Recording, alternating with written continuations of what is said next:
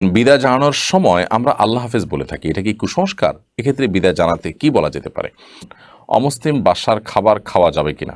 সবে মেরাজের রোজা কয়টা রাখতে হবে, কত তারিখে রাখতে হবে? আমার শারীরিক অসুস্থতার কারণে আমি মা হতে পারছি না, এমন কোনো আমল আছে কিনা যার মাধ্যমে রোগ মুক্তির মাধ্যমে আমি মা হতে পারবো? না, আমাদের এলাকায় অনেকে বলে মাগরিবের আজানের সময় কিছু খাওয়া ঠিক না, এটা ইসলামী দৃষ্টিতে কতটা সঠিক? আমার ছোট বোনের বয়স অনেক হয়ে গেছে, কি আমল করলে তাড়াতাড়ি বিয়ে হবে জানালে উপকৃত হতাম।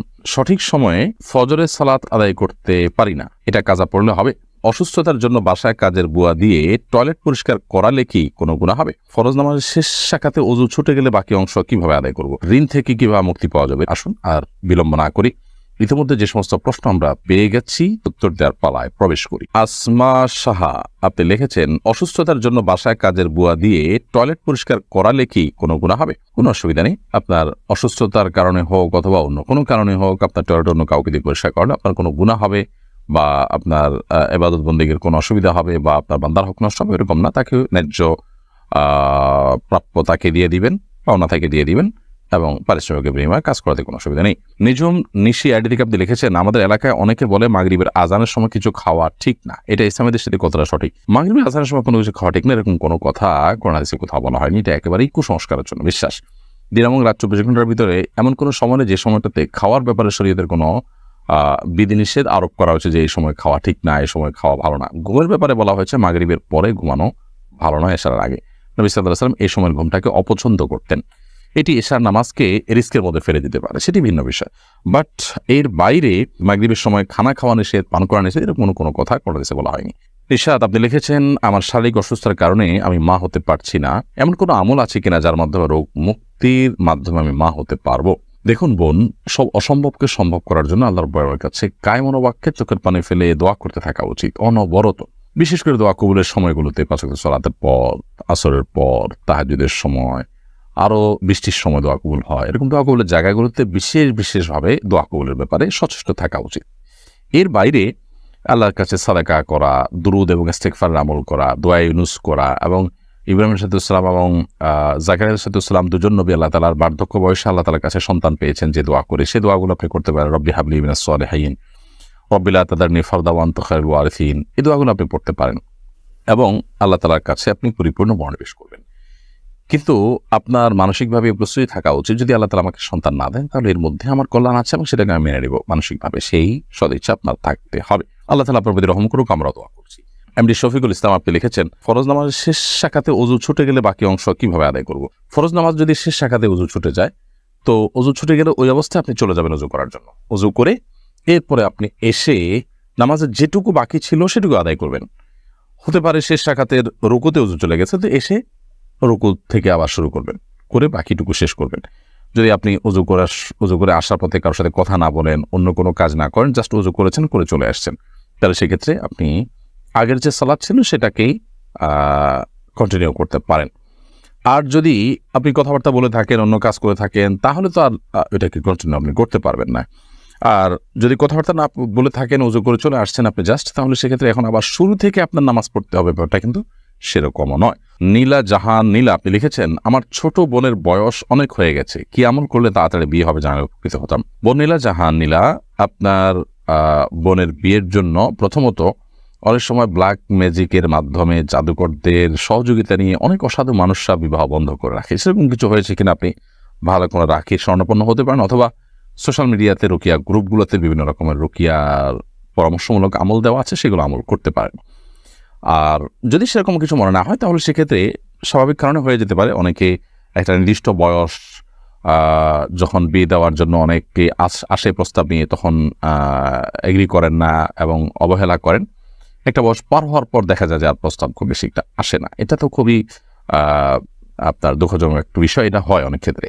এরকম যদি হয় তাহলে সেক্ষেত্রে যেটি করতে হবে যে আল্লাহ তাআলার উপরে ভরসা করে নিজেদের চেষ্টা চালাতে হবে, চাহিদাগুলোকে কমায় আনতে হবে, যত সম্ভব শুধু ভালো ছেলে পেলেই বিয়ে দেওয়ার মানসিকতা থাকতে হবে এবং দোয়া কবুলের সময়গুলোতে দোয়া করা, যেমন জুমার দিন আসরের পরে, তাহাজ্জুদের সময়গুলোতে বিশেষ করে আল্লাহ তাআলার কাছে দোয়া নিবেদন করতে হবে।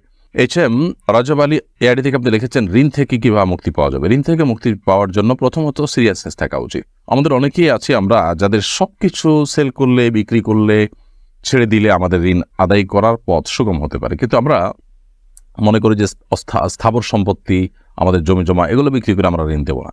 আমি ব্যবসা করতে গিয়ে ঋণ হয়েছি, তাহলে আবার ব্যবসা করেই ঋণ দেবো। এই চিন্তাগুলো ভুল। মানুষের পাওনা পরিশোধ করার জন্য প্রয়োজনে আপনার জমি বিক্রি করবেন, প্রয়োজনে ভিটা বিক্রি করবেন, প্রয়োজনে যা দরকার তাই বিক্রি করবেন। হ্যাঁ, যদি সেরকম কিছু আপনার না থাকে তাহলে আপনি সিরিয়াসনেসের সাথে চেষ্টা করবেন 10 টাকা খেলে 10 টাকা ইনকাম করলে 8 টাকা খেয়ে 2 টাকা আপনি সেখান থেকে সরা রাখবেন, ঋণ দেওয়ার জন্য ঋণ দিবেন। এভাবে আপনার চেষ্টা করতে হবে যে মুখের খাবার একটু একটু করে সরা রেখে হলে আপনি ঋণ পরিশোধ করার চেষ্টা থাকবেন। সেই সাথে আল্লাহ তাআলার কাছে দোয়া করবেন, আল্লাহুম্মা কফিনি বিহালালিকা আন হারামিকা ওয়াগনিনি বিফাদলিকা আম্মান সিওয়াক। আল্লাহ, আপনি আমাকে হালাল দিয়ে যথেষ্ট করে দিন এবং হারাম থেকে আপনি আমাকে অমুখাপেক্ষী করে দিন, যে হারামের মুখাপেক্ষী না হতে হয়, এবং আপনি ছাড়া আর কারোর মুখাপেক্ষী যেন আমার হওয়া না লাগে। আল্লাহ, এই দোয়া আল্লাহর কাছে পড়বেন। এছাড়া ঋণ মুক্তির জন্য আরো দীর্ঘ দোয়াও হাদিসে বর্ণিত আছে, সেই দোয়াগুলো আল্লাহ তাআলার কাছে পড়তে পারেন, নিবেদন করতে পারেন। আর শাহী এআইডি থেকে আপনি লিখেছেন, সঠিক সময়ে ফজরের সালাত আদায় করতে পারি না, এটা কাজা পড়লে হবে? ফজরের সালাত আপনি সঠিক সময় আদায় করতে পারেন না, এটা যদি নিয়মিত হয়ে যায় তাহলে সেটা কোনো অবস্থায় গ্রহণযোগ্য নয়। আপনার যদি কোনো জব, কোনো পরিবেশ, কোনো পরিস্থিতির কারণে এরকম হয়, তাহলে সেক্ষেত্রে সেই জব, সেই পরিবেশ, সেই পরিস্থিতি সেখান থেকে আপনাকে সরে আসতে হবে।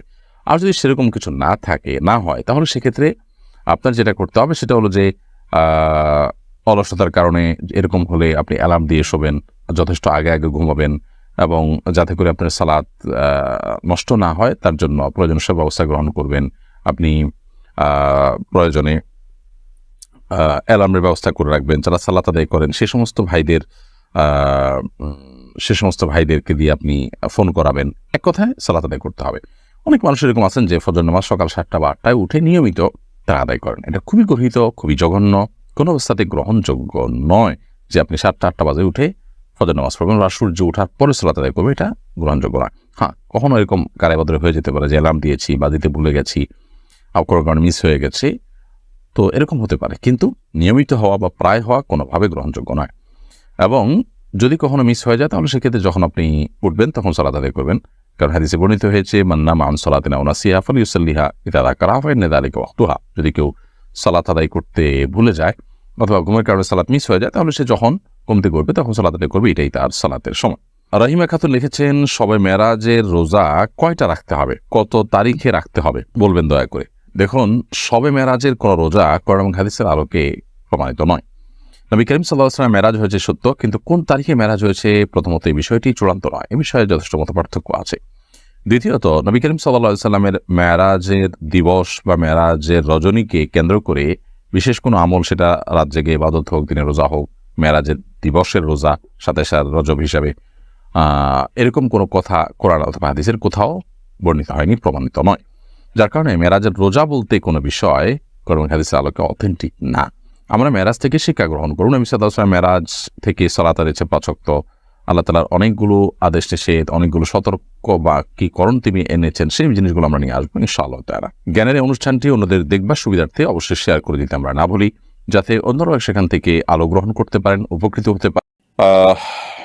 এইচএম রাশিদুল ইসলাম জীবন আপনি লিখেছেন, অমুসলিম বাসার খাবার খাওয়া যাবে কিনা? আমার প্রতিবেশী অমুসলিম, তার বাসা থেকে মাঝে মধ্যে ফল পাঠান, সেটাকে খেতে পারবো? অমুসলিমরা তাদের বাসা থেকে ফল টল পাঠালে সেটা আপনি খেতে পারেন, কোনো অসুবিধা নেই। তাদের কোনো খাবার যদি আপনার জন্য পাঠানো হয়, সেটা যদি হালাল হয়, সেটা খেতে কোনো সমস্যা নেই। সাহাবা ইকরাম অমুসলিমদেরকে দাওয়াত করে খাইয়েছেন, তাদের বাসায়ও খেয়েছেন। নবী সাল্লাল্লাহু আলাইহি ওয়াসাল্লাম অমুসলিমদের দাওয়াত খেয়েছেন, বিধায় এটা মৌলিকভাবে হারাম করা বিষয় না। তাদেরকে অঙ্গ বন্ধু হিসেবে গ্রহণ করা, তাদের বন্ধু হিসাবে গ্রহণ করে মুসলমানদের শত্রুতার জায়গা নিয়ে যাওয়া, এগুলো হলো নিষিদ্ধ। ঈশা জাহান লিমো এআইডি থেকে আপনি লিখেছেন, হলে থাকার দরুন অন্য ধর্মের মেয়েদের সাথেও এক রুমে থাকতে হয়। ওরা জোর করে কিছু খেতে বললে সবসময় না করা যায় না, অভদ্রতা হিসেবে ধরে। আমি জানতে চাচ্ছি, অন্য ধর্মের মেয়েরা যদি ওদের রান্না করা কিছু খেতে দেয় তা খাওয়া যাবে কিনা? যদি হালাল হয় খেতে পারে, তারা মাছ রান্না করেছে, হালাল মনে হলে আপনি খেতে পারেন।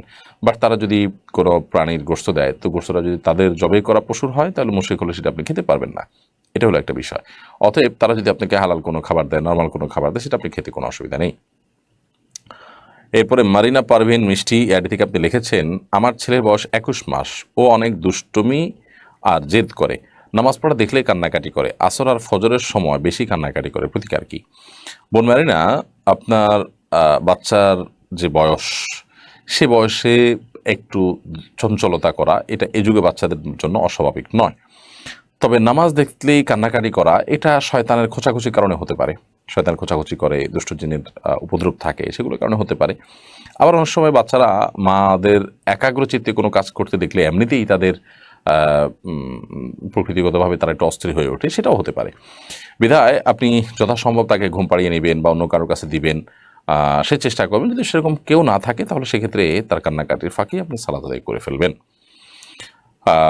আর রুকিয়ার অ্যাপগুলো থেকে আপনি কোনো একটা অ্যাপ ভালো নামায়া এগুলো তেলাওয়াত আপনি চালাও করে রাখতে পারেন, বাচ্চা যেন শুনতে পায়। আশা করা যায় ইনশাআল্লাহ যদি সে রিলেটেড সমস্যা হয়ে থাকে তাহলে সমস্যার সমাধান হবে। নিঝুম নিশি আইডি থেকে আপনি লিখেছেন, আমাদের এলাকায় অনেকে বলে মাগরিবের আজানের সময় কিছু খাওয়া ঠিক না, এটা ইসলামের দৃষ্টিতে কতটা সঠিক? মাগরিবের আজানের সময় কোনো কিছু খাওয়া ঠিক না এরকম কোনো কথা কোরআন হাদিসে কোথাও বলা হয়নি। এটা একেবারেই কুসংস্কারের জন্য বিশ্বাস। দিন এবং রাত 24 ঘন্টার ভিতরে এমন কোনো সময় নেই যে সময়টাতে খাওয়ার ব্যাপারে শরীয়তের কোনো বিধিনিষেধ আরোপ করা হয়েছে যে এই সময় খাওয়া ঠিক না, এই সময় খাওয়া ভালো না। ঘুমের ব্যাপারে বলা হয়েছে মাগরিবের পরে ঘুমানো ভালো নয়, এশার আগে। নবী সাল্লাল্লাহু আলাইহি ওয়াসাল্লাম এই সময়ের ঘুমটাকে অপছন্দ করতেন। এটি এশার নামাজকে রিস্কের মধ্যে ফেলে দিতে পারে, সেটি ভিন্ন বিষয়। বাট এর বাইরে আপনার এশার মাগরিবের সময় খানা খাওয়া নিষেধ, পান করা নিষেধ, এরকম কোনো কথা কোনো দেশে বলা হয়নি। হামিদুল হক আপনি লিখেছেন, বউ ও শাশুড়ির দীর্ঘদিনের মনোমালিন্যের জের ধরে ছেলের বউ একদিন শাশুড়ির মাথায় আঘাত করে, যার ফলে শাশুড়ি শপথ করেন আমার মৃত্যুর পর তাকে আমার মৃত্যু মুখ দেখালে আমার বেহেশত হারাম হোক। এখন বউ মৃত শাশুড়ির চেহারা দেখতে পারবে কিনা? প্রথম কথা হলো যে দুজনেই জীবিত আছেন, প্রশ্ন থেকে বোঝা যাচ্ছে। তাহলে শাশুড়ির হাতে পায়ে ধরে হোক, যেভাবে হোক, স্ত্রী মাপ চেয়ে নেবেন, কারণ এই আঘাতের জন্য কিয়ামতের ময়দানে তার বিচার মুখোমুখি হতে হবে। শাশুড়ির মৃত্যুর পর তার চেহারা তিনি দেখলে কি হবে, না দেখলে কি হবে, উভয়ের জন্য এখানে কল্যাণ অকল্যাণের কোনো বিষয় নেই। বরং শাশুড়ির যে হক নষ্ট করেছেন সেটা তিনি মাফ না করলে সেটার জন্য কিয়ামতের ময়দানে তার জাহান্নামে যেতে হতে পারে। বিধায় যেই বিষয়টা নিয়ে আমাদের ফোকাস করা উচিত, যে বিষয়টা নিয়ে আমাদের অরিড হওয়া উচিত, সেটা নিয়ে আমরা অরিড না হয়ে অন্য বিষয় নিয়ে অরিড হচ্ছে। আমাদের কাছে এগুলো অনেক বড়, কারণ মৃত্যুর পর কেউ চেহারা দেখলে কি না দেখলে কি কিছু আসে যায় না। অতএব এখানে বৌমার উচিত শাশুড়িকে যে কোনো মূল্যে তার কাছ থেকে ক্ষমা আদায় করে নেওয়া, হাতে পায়ে ধরে চোখের পানি ফেলে কান্নাকাটি করে নিজের ভুল বুঝতে পেরে নিজেকে বিনয়ী করে অপমানিত করে যেভাবে হোক তিনি তার এই মামলাটাকে নিষ্পত্তি করে নেবেন শাশুড়ির কাছ থেকে। ব্যাস, সেক্ষেত্রে তো আর কোনো কথা থাকে না। সেক্ষেত্রে তো তিনি তার বৌমার শাশুড়ির মুখ দেখতেই পারেন মৃত্যুর পর, সেক্ষেত্রে তার বৌমার শাশুড়ির জেদ থাকছে না। আর যদি শাশুড়ি এরকম কথা বলেও থাকেন তো সেক্ষেত্রে শাশুড়ি ভুল করেছেন, কারণ এটা না হলে আমার যেন জান্নাত হারাম হয়, এগুলো মূর্খতা সুলভ কথা। জান্নাত এটা মামুর বাড়ির আবদার বা মায়ের হাতের মোয়া, এই টাইপের কোনো জিনিস না যে আমি চাইলে গেলাম না চাইলে না গেলাম। জান্নাত না গেলে আপনার ঠিকানা হবে জাহান্নাম, আপনি কি সেটা চাইবেন? তো জাহান্নাম কি, জাহান্নাম সম্পর্কে ধারণা না থাকার কারণে এই ধরনের ঔদ্ধত্যপূর্ণ কথা আমরা বলি এবং এই ধরনের মূর্খতা সুলভ কথা আমরা বলি, এটা বলা উচিত না। বরং মনে কষ্ট থেকে আপনি বলেছেন যে হ্যাঁ আমার মৃত্যুর পর তুমি আমার চেহারা দেখবা না, এইটুকু জাস্ট কষ্টের জাহিরের জন্য আপনি বলতে পারেন কথার কথা, কিন্তু তার সাথে এই জান্নাতকে রিলেট করা উচিত না। যদিও এই রিলেট করার কারণেই যে আপনার আল্লাহ জান্নাত হারাম করে দেবে এরকম না, তবে জান্নাত সম্পর্কে আপনার ধারণা নাই এবং অজ্ঞানতা আছে, সেটি আপনার ইমানের দুর্বলতার প্রমাণ। আল্লাহ তাআলা এই ঔদ্ধত্যপূর্ণ কথাকে যদি আল্লাহ পাকড়াও করেন তাহলে এটা আপনার জাহান্নামে যাওয়ার কারণ হয়ে যেতে পারে, এটা একটা ব্যাপার। সেজন্য আল্লাহ তাআলার কাছে শাশুড়িরও তওবা করা উচিত, এরকম কথা বলা উচিত না। আর বৌমারও এই মামলাটা নিষ্পত্তি করে ফেলা উচিত। তবে যদি শাশুড়ি নিষেধ করে থাকেন তাহলে সেক্ষেত্রে বৌমা জোর করে তার মৃত্যুর পর তার এই চেহারা দেখার চেষ্টা করা উচিত না। ঈশাজাহান দীপা লিখেছেন, আলহামদুলিল্লাহ আমার 3 কন্যা, একজন অনেকের খারাপ মন্তব্য, এজন্য অনেকের খারাপ মন্তব্য শুনতে হয়, করণীয় কি? 3 কন্যার বাবা মা তারা তো সৌভাগ্যবান, নবী সাল্লাল্লাহু আলাইহি ওয়াসাল্লাম তাদের জন্য জান্নাতের জিম্মাদার নিয়েছেন, জান্নাতের ওয়াদা করেছেন। বিধায় কেউ যদি খারাপ কথা বলে এটা তার অজ্ঞানতার কারণে বলে থাকে, বিধায় আপনি এটা অ্যাভয়েড করবেন এবং নবী সাল্লাল্লাহু আলাইহি ওয়াসাল্লামের আপনার জন্য যে ভালো কথা আছে সেগুলো শুনবেন। সেগুলো শোনার পর আপনার মন আনন্দে মেতে ওঠার কথা, আপনি খুশি হওয়ার কথা, আর কারোর কোথায় আপনার মন খারাপ হওয়ার কথা নয়, যে নবী সাল্লাল্লাহু আলাইহি ওয়াসাল্লামের কথার প্রতি আপনার সে বিশ্বাস এবং ইয়াকিন থেকে থাকে। সাইফুর রহমান আপনি লিখেছেন, বিদায় জানানোর সময় আমরা আল্লাহ হাফেজ বলে থাকি, এটা কি কুসংস্কার? এক্ষেত্রে বিদায় জানাতে কি বলা যেতে পারে?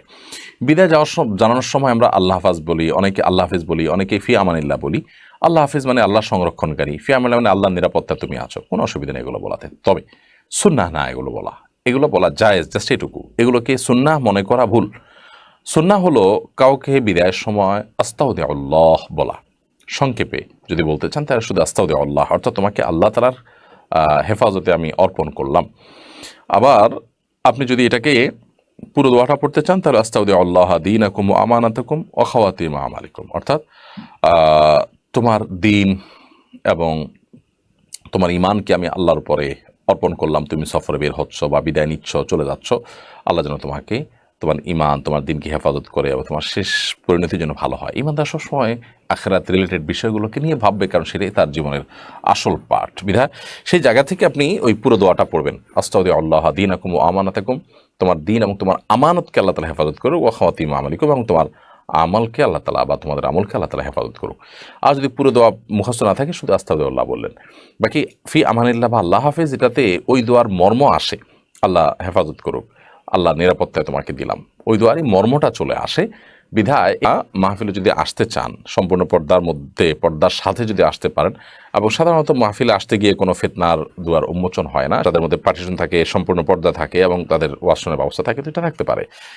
আর সেই সাথে যদি প্রজেক্টর ব্যবহার, আর এর বাইরে অনেক জায়গায় ওয়াজ মাহফিল উপলক্ষে বিভিন্ন বাজার বসে, মেলা বসে, মহিলারা ওয়াজ মাহফিলের নাম দিয়ে সে মেলাতে যদি ঘোরাঘুরি। এরপরে সৈকত আসওয়াত এই আইডি থেকে আপনি লিখেছেন, আমার অফিসের এক ভাই আমাকে কাজের ফাঁকে দোয়া করার উদ্দেশ্যে বলেন, আল্লাহ আপনাকে জান্নাত নসিব করুন। জীবিত মানুষকে কি সরাসরি এভাবে দোয়া করার ব্যাপারে কোনো বিধিনিষেধ আছে? না, জান্নাত জীবিত মৃত যে কোনো ব্যক্তির জন্য কামনা করা যেতে পারে। আমরা নিজেদের জন্য আল্লাহর কাছে জান্নাত চাইবা, তখন ফেরদাউস চাইবা, জান্নাতুল ফেরদাউস চাইবা, এটা সবচেয়ে উঁচু পাপের জান্নাত। সেজন্য জীবিত মানুষ নিজের জন্য যদি জান্নাত চাইতে পারেন, তো আরেকজনের জন্য জান্নাত চাইতে কেন পারবে না? কোনো অসুবিধা নেই।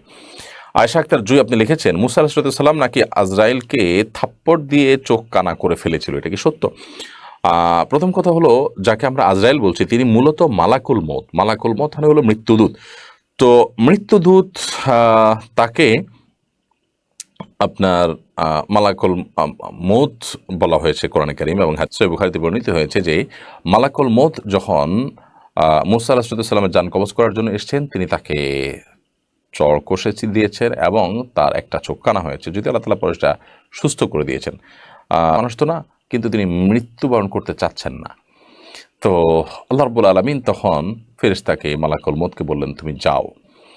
তিনি কতদিন পৃথিবীতে বেঁচে থাকতে চায়, তার হাত রাখতে বলো এর উপরে, যতগুলো চুল তার হাতের নিচে পড়বে, পশম পড়বে, এর উপরে হাত রাখেন, যতগুলো পিঠ চুল পড়বে ততগুলো বছর আপনি হায়াত পাবেন। তখন মুসা আলাইহিস সালাম বললেন যে এরপর, বলে যে এরপর তো মৃত্যুবরণ করতে হবে। মুসা আসলাম বলছেন, তাহলে আর লাভ কি? মানে একসময় যখন মারাই লাগবে, চলেই যেতে হবে, তাহলে আর লাভ কি? একজন ইমানদার প্রশংসনীয় বিষয় ইবাদত করার জন্য দুনিয়াতে বেঁচে থাকার চেষ্টা করা, দুনিয়া ভোগ করার জন্য নবী বা রাসূল বা আল্লাহর কোনো প্রিয় বান্দারা থাকতে চান না, মূলত এখানে সেই ব্যাপারটা ঘটেছে। আর এরপর তিনি অবশ্য বলেছেন যে না, তাহলে আর লাভ কি, তাহলে এখনই চলে যাই। আমি নকল করে দাখিল ইন্টারে ভালো রেজাল্ট করেছি, এই সার্টিফিকেট দিয়ে আমি চাকরি করছি, যে নকল না করেও আমার থেকে যোগ্য হয়েও সার্টিফিকেটের কারণে চাকরি পেল না, আমি কি তার হক নষ্ট করে গুনাহগার হব? আমার উপার্জনকে হারানো হচ্ছে। আপনি যদি তাহলে সেক্ষেত্রে আপনার উপার্জন হালাল, তবে আপনি যে অসৎ উপায় অবলম্বন করে সার্টিফিকেট নিয়েছেন, সেটা করে আপনি অন্যায় করেছেন, গুনাহের কাজ করেছেন, প্রতারণা করেছেন। সেজন্য আল্লাহর কাছে আপনার তওবা করতে হবে, ইস্তেগফার করতে হবে এবং ক্ষমা প্রার্থনা করতে হবে। এরপরে নুজহাত, এই মর্মে একটা হাদিস আছে বিশেষ পদ্ধতি সালাত এবং বিশেষ পদ্ধতি দোয়ার কথা। সেই হাদিসের সনদী মুহাদ্দিসরা অনেকে আপত্তি তুলেছেন, তবে কোরআনে কারিমে সুনির্দিষ্ট কোনো দোয়া নেই যে এটা পড়লেই আপনার স্মৃতিশক্তি বৃদ্ধি হবে। হ্যাঁ, রুকিয়ার অংশ হিসাবে ওলামা ইকরাম নিজস্ব অভিজ্ঞতার আলোকে আল্লাহ নেককার বান্দাগণ বিভিন্ন দোয়া সাজেস্ট করে থাকেন, যেগুলোর মাধ্যমে মানুষের স্মৃতিশক্তি বৃদ্ধি হতে পারে। বিশেষ করে আপনার মানুষ পড়া যাতে তার ভালো হয়, মানুষকে যেন বোঝাতে পারে, সেজন্য মুসা আলাইহিস সালামের যে দোয়া ছিল সেটি রব্বি ইশরাহ লি সাদরি ওয়া ইয়াসসির লি আমরি ওয়াহলুল উকদাতাম মিন লিসানি ইয়াফকাহু কাটিয়ে দিন, এবং যেন আমার মানুষকে বোঝাতে পারে সে তৌফিক দান করুন। তো এই দোয়া আপনি পড়তে পারেন। এছাড়া বিসমিল্লাহ বলে আল্লাহর নাম নিয়ে শুরু করবেন, আল্লাহর কাছে সাহায্য নিয়ে করবেন, ইনশাআল্লাহ শুরু করবেন, আশা করা যায় আল্লাহ তাআলা আপনাকে সাহায্য করবেন। আসাদ মিয়া আর এটা থেকে লিখেছেন আপনি, আড়াই সিধা লতিফ বাড়ির এক স্ত্রীর প্রশ্ন, স্ত্রীর নামের শেষে স্বামীর নাম যুক্ত করা জায়েজ কিনা? স্ত্রীর নামের শেষে স্বামীর নাম যুক্ত করলে গুনাহ হবে না, তবে এটা সুন্নাহর খেলাফ, সুন্নাহর পরিপন্থী অনুত্তম কাজ। ছেলে হোক আর মেয়ে হোক, নামের শেষে বাবার নাম, দাদার নাম, বংশের নাম থাকবে। স্বামী স্ত্রী পরস্পরের নামের অংশকে নামের সাথে জুড়ে দেওয়া এটা সুন্নাহ নয়। কারণ নাম এটা মানুষের পরিচয়ের ব্যাপার, আর পরিচয় এটা পরিবর্তনশীল না। আজকে স্বামী স্ত্রীর মধ্যে সম্পর্ক আছে, কালকে সম্পর্ক না থাকলে তখন কি হবে? এই জন্য পরিচয় হয় স্থায়ী, সেখানে বাবার নাম বংশের নামটা থাকবে। কোনো মেয়ের নাম যদি হয় ধরা যাক ফাতেমা এবং তার বংশ যদি হয় পাটোয়ারি, তাহলে ফাতেমা পাটোয়ারি হবে, অথবা তার বাবার নাম যদি হয় আবদুল্লাহ তাহলে ফাতেমা বিনতে আবদুল্লাহ হবে। এভাবে হওয়া উচিত। স্বামীর নাম সাথে থাকাটা অনুত্তম এবং সুন্নার খেলাফ। মোহাম্মদ রাকিব হাসান আপনি লিখেছেন, বইয়ের উপযুক্ত নাম কি পাওয়া গেছে?